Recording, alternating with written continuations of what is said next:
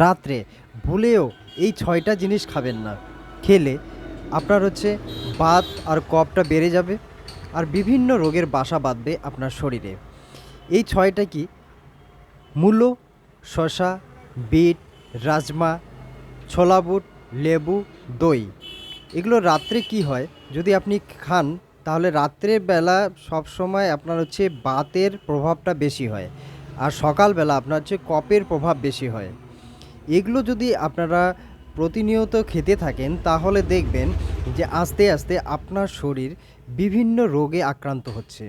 প্রথমেই আপনার liver damage হয়ে যাবে, আপনার স্কিনের সমস্যা দেখা দিবে। এই সমস্যাগুলো যাতে না আসে তার জন্য আপনারা এই খাদ্যগুলো আজকে থেকে ত্যাগ করুন। এখন অনেকেই বলবেন যে আমরা তো অনেক দিন থেকে খেয়ে আসছি। একদিনে শরীর আপনার খারাপ হবে না, ধীরে ধীরে আপনার শরীর খারাপ হতে থাকবে। তো আজকে এখানে রাখছি। আমার ভিডিও ভালো লাগলে লাইক, কমেন্ট, শেয়ার, সাবস্ক্রাইব করে পাশে থাকবেন।